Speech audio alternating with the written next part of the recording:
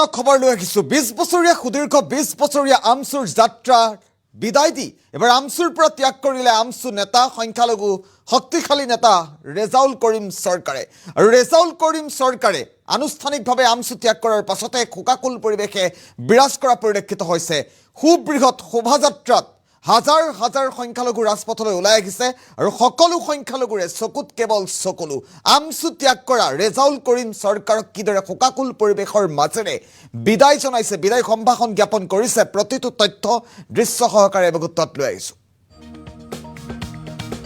20 বছৰীয়া যাত্ৰা সামৰি আমচু ত্যাগ কৰিলে ৰেজাউল কৰিম চৰকাৰে হুকহুকাই কান্দি উঠিল সংখ্যালঘুৰ নেতাগৰাকী হুকহুকাই সংখ্যালঘু নেতাগৰাকী কান্দি উঠিছে সদায় সংখ্যালঘুৰ হৈ মাত মাতি যোৱাৰ কথা উল্লেখ কৰিছে ৰেজাউল কৰিম চৰকাৰে এটা শেহতীয়া গুৰুত্বপূৰ্ণ খবৰ বিদায় যাত্ৰাত প্ৰতিজন সংখ্যালঘুৰে চকুত চকুলো হাজাৰ হাজাৰ সংখ্যালঘু ৰাজপথলৈ ওলাই আহিছে জনসমুদ্ৰলৈ পৰিণত হৈ পৰিছে ৰাজপথ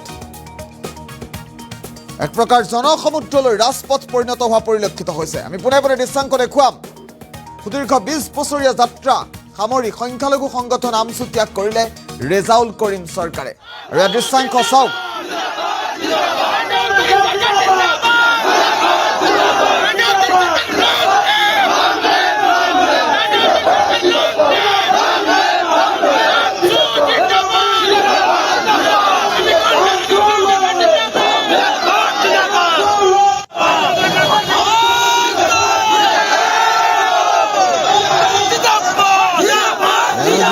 মুহূৰ্তত দেখুৱাইছোঁ 20 বছৰীয়া সুদীৰ্ঘ আমচুৰ যাত্ৰা ত্যাগ কৰি ৰেজাউল কৰিম চৰকাৰে আমচু ত্যাগ কৰাৰ সময়ত এক খোকাকুল পৰিৱেশে বিৰাজ কৰিছে জনসমুদ্ৰলৈ পৰিণত হৈ পৰিছে ৰাজপথ আমি দ্বিতীয়টো দৃশ্যাংশ দেখুৱাম ৰাজপথত চাওক কিদৰে খোকাকুল পৰিৱেশে বিৰাজ কৰিছে হাজাৰ হাজাৰ ৰাজপথলৈ ওলাই আহিছে হুকহুকাই কান্দি উঠিছে সকলোৰে চকুত কেৱল চকুলো এইদৰে ফুল চেতিয়াই বিদায়ী সম্ভাষণ জ্ঞাপন কৰিছে ৰেজাউল কৰিম চৰকাৰে সংখ্যালঘুৰ মাজত খুবেই জনপ্ৰিয় ৰেজাউল কৰিম চৰকাৰে দীৰ্ঘদিন ধৰি আমচুক নেতৃত্ব প্ৰদান কৰি আহিছে সভাপতি হিচাপে আৰু এইগৰাকী ৰেজাউল কৰিম চৰকাৰৰ বিদায়ী সভাত এইদৰে খোকাকুল পৰিৱেশে বিৰাজ কৰা পৰিলক্ষিত হৈছে সকলোৰে চকুত কেৱল চকুলো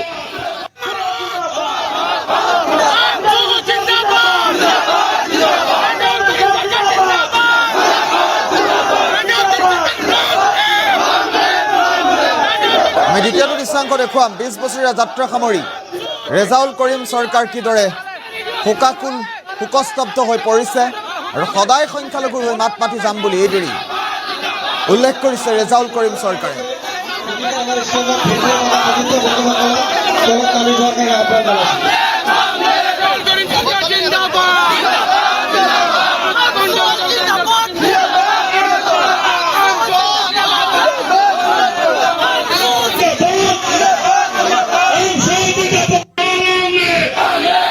চাওক কেৱল মানুহ আৰু মানুহ সকলো সংখ্যালঘু ওলাই আহিছে ৰাজপথলৈ আৰু এয়া বিদায়ী সভাৰ দৃশ্যাংশ মুহূৰ্তত আমি দেখুৱাইছোঁ কেৱল জনসমুদ্ৰ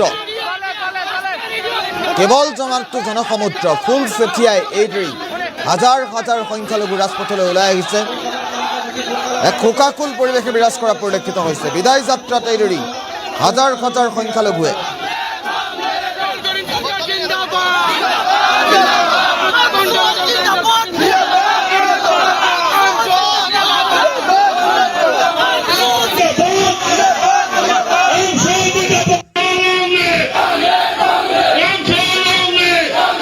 সংখ্যালঘুসকল কেৱল ৰাজপথত আজিৰ দিনটোত এয়া সংখ্যালঘুসকল কেৱল ৰাজপথত ঘৰত কোনো থকা নাই কাৰণ এটাই তেওঁলোকৰ প্ৰিয় নেতাগৰাকী ৰেজাউল কৰিম চৰকাৰ আমি দুয়োটা দৃশ্যাংশ একেলগে দেখুৱাম তেওঁলোকৰ প্ৰিয় নেতাগৰাকী ৰেজাউল কৰিম চৰকাৰ আৰু ৰেজাউল কৰিম চৰকাৰে আমচু ত্যাগ কৰিছে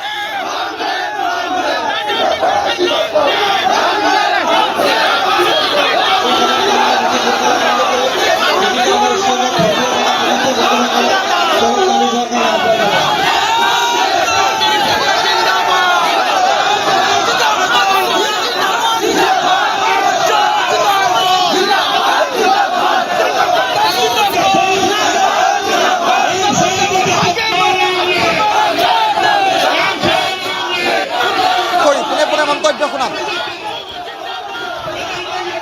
এই মুহূৰ্তত আমাৰ কেন্দ্ৰীয় সাধাৰণ সভাৰ মুকলি সভা চলি আছে আৰু ইতিমধ্যে আমাৰ অতিথিসকলে আসন গ্ৰহণ কৰিছে। গতিকে মুকলি সভাৰ ইতিমধ্যে আৰম্ভ কৰিছোঁ। গতিকে আপোনালোকে জানে যে মই 20টা বছৰ সদৌ সংখ্যালঘু ছাত্ৰ ইউনিয়নৰ পৰিয়ালত সেৱা কৰিলোঁ। অসমৰ সংখ্যালঘু ৰাইজৰ হৈ কাম কৰিবলৈ চেষ্টা কৰিলোঁ আৰু অসমৰ সংখ্যালঘু ৰাইজে মোক যি দায়িত্ব দিছিলে সেই দায়িত্বখিনি মই সকলোৰে সহযোগ লৈ আমচুৰ প্ৰাক্তন বিষয়ববীয়া, বুদ্ধিজীৱীসকল, সাংবাদিক মহল, অসমৰ সংখ্যালঘু সমাজ সকলোৰে পৰামৰ্শ লৈ মই আপ্ৰাণ চেষ্টা কৰিছোঁ সংখ্যালঘু সমাজৰ আৰ্থ সামাজিক আৰু শৈক্ষিক সমস্যাখিনি সমাধান কৰাৰ কাৰণে। এতিয়া কিমানখিনি সফল কিমানখিনি বিফল এখন অসমৰ সংখ্যালঘু অসমৰ ৰাইজে বিবেচনা কৰিব, কিন্তু আমি যিমান দূৰ পাৰোঁ চেষ্টা কৰিছোঁ। গতিকে আগন্তুক দিনবিলাকতো আৰু অধিক শক্তিশালীভাৱে সদৌ অসম সংখ্যালঘু ছাত্ৰ ইউনিয়নে কাম কৰিব লাগিব, নতুন ৰণনীতি নতুন ৰণকৌশলেৰে কাম কৰিব লাগিব। আজি প্ৰতিনিধি সভা হ'ব। আমাৰ প্ৰতিনিধি সভাত মই যিহেতু বিদায় ল'ম, নতুন আমাৰ সমিতিখন পুৰা সমিতিখনে নিশ্চিতভাৱে সংখ্যালঘুসকলৰ যিখিনি জ্বলন্ত সমস্যা আছে, NRC কওক, ডি ভোটাৰ কওক, এই সমস্যাবিলাক যিহেতু আইনগতভাৱে জমিয়ত উলেমা হিন্দৰ সভাপতি মৌলানা মুস্তাক আনৱাৰ ছাৰ মোৰ লগে আজি সভাত আছে। গতিকে আমি একেলগে যৌথভাৱে যুঁজি আছোঁ। গতিকে অহা দিনবিলাকত আমচু আৰু জমিয়ত উলেমা হিন্দ, মৌলানা আশ্বাদ চাহাব, আনৱাৰ চাহাব আমি একেলগে কেনেকৈ আইনগত যুঁজটো সুপ্ৰিম কোৰ্টত দিব পৰা যায়, হাইকোৰ্টত বিভিন্ন ক্ষেত্ৰত যুঁজ দিব পৰা যায়, লগতে সংখ্যালঘু সমাজৰ যিখিনি সমস্যা সেই সমস্যাখিনি সমাধান কৰিব পৰা যায়, আমি একেলগে কাম কৰিম। গতিকে মই আশাবাদী যে অসমৰ সংখ্যালঘু ৰাইজে আমচুক আঁকোৱালি লৈছে আৰু আমচুক এনেদৰে মৰম আৰু সাহস দিব, পৰামৰ্শ দিব। আমচুৱে নিশ্চিতভাৱে অসম আৰু অসমীয়াৰ লগতে সংখ্যালঘু জনগণৰ হৈ কাম কৰি যাব। গতিকে আমচুৱে বলিষ্ঠভাৱে আৰু কাম কৰিব আৰু সংখ্যালঘু সমাজৰ বহু কৰণীয় আছে। শিক্ষাৰ ক্ষেত্ৰত কাম কৰিব লাগিব, বাল্য বিবাহৰ ক্ষেত্ৰত কাম কৰিব লাগিব, ড্ৰাগছ মদ যোৱা আমাৰ কুসংস্কাৰৰ বিৰুদ্ধে কাম কৰিব লাগিব। গতিকে আৰু চৰকাৰে যিখিনি বঞ্চনা কৰিছে সেই বঞ্চনাবিলাকক আমি গণতান্ত্ৰিকভাৱে ৰাজপথত বৈদিকভাৱে আৰু আইনগতভাৱেও আমি যুঁজিবৰ কাৰণে সাজু হৈ থাকিব লাগিব। গতিকে আমি সেইখিনি কাম কৰিবৰ কাৰণে আজি নিশ্চিতভাৱে প্ৰতিনিধি সভা আৰু মুকলি সভাই সিদ্ধান্ত গ্ৰহণ কৰিব। গতিকে মই সকলোকে ধন্যবাদ জনাইছোঁ। এই 20টা বছৰে মোক অসমৰ সংবাদ জগত, অসমৰ বুদ্ধিজীৱী, অসমৰ সংখ্যালঘু সমাজ, আমচুৰ প্ৰাক্তন সভাপতিৰ পৰা আৰম্ভ কৰি বিষয়ববীয়া, মোৰ বৰ্তমানৰ সতীৰ্থ, বিভিন্ন পৰ্যায়ৰ সতীৰ্থ সকলোৱে যিধৰণে মোক সহায় কৰিলে, মৰম দিলে, তাৰ বাবে মই সকলোৰে ওচৰত চিৰঋণী হৈ থাকিম।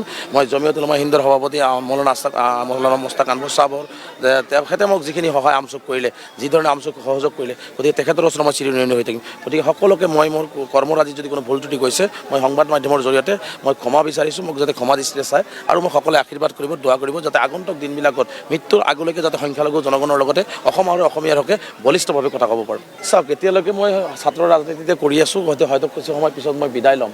নিশ্চিতভাৱে অসমৰ সংখ্যালঘু সমাজৰ কথাখিনি আমি ৰাজনৈতিক প্লেটফৰ্মতো লৈ যাব লাগিব।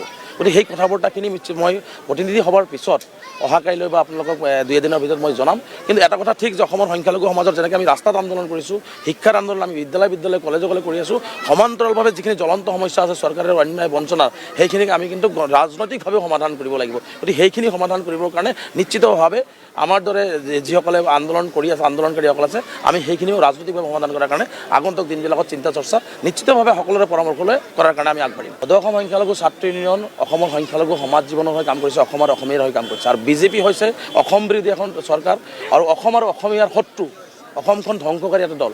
গতিকে কোনো সুস্থ বিবেকবান মানুহে কোনো সমন্বয় বিচাৰি থকা অসমখনৰ সাতামপুৰুষীয়া অসমখনক ঐক্যবদ্ধতা ধৰি ৰাখিব বিচৰা কোনো মানুহে আচলতে বিজেপি নকৰে। বিজেপি কোনে কৰে? যিহঁতে সাম্প্ৰদায়িক কথা বতৰা কয়, যিহঁতে সাম্প্ৰদায়িক বিভাজন কৰি অসমখন ধ্বংস কৰিব বিচাৰে, যিসকলে অসম আৰু অসমীয়া জাতিটোক নাগপুৰৰ ওচৰত বিক্ৰী কৰিব বিচাৰে, তেওঁলোকেই বিজেপি কৰিব পাৰিব। কিন্তু আমি সেই আইডিঅলজিৰ বাহিৰত ৰাজনীতি কৰিম নকৰিম হয়তো মই বিদায় লোৱাৰ পিছত আপোনালোকক সিদ্ধান্ত জনাম। কিন্তু এটা কথা ঠিক যে আমাৰ যিখিনি সমস্যা আছে সেইখিনি আমি ৰাজনৈতিকভাৱে বলিষ্ঠভাৱে যিসকলে আমাক অন্যায় কৰি আছে সেই অন্যায়কাৰীসকলৰ বিৰুদ্ধে আমি এক ঐক্যবদ্ধতাৰে আমি ফাইট দিব লাগিব। কোনোবা দলৰ লগত যোগাযোগ হৈছে নেকি? এতিয়ালৈকে কোনো কথা মই পতা নাই। মই বিদায় লোৱাৰ পিছত বাকী কথাখিনি মোৰ সতীৰ্থসকল আছে, প্ৰাক্তন বিষয়াসকল আছে, শুভাকাংক্ষীসকল আছে, আপোনালোকে আছে, নিশ্চিতভাৱে 2 দিনত আপোনালোকৰ লগত কথা পাতিম, আলোচনা কৰিম। অসমৰ সমন্বয় ৰক্ষাৰ কাৰণে, অসমীয়া জাতিটোক সকলো জাতি জনগোষ্ঠীৰ মাজত এটা সমন্বয় সৃষ্টি কৰিবৰ কাৰণে, সংখ্যাগুৰুৰ মাজত এটা বন্ধন সৃষ্টি কৰিবৰ কাৰণে, পিছপৰা সংখ্যালঘু জাতিটোৰ বলিষ্ঠ কথা বাৰ্তাবিলাক তুলি ধৰিবৰ কাৰণে তেনেকুৱা ৰাজনীতি মই বিচাৰি আছোঁ। চাওক, এই মুহূৰ্তত আমাৰ কেন্দ্ৰীয় সাধাৰণ সভাৰ মুকলি সভা চলি আছে।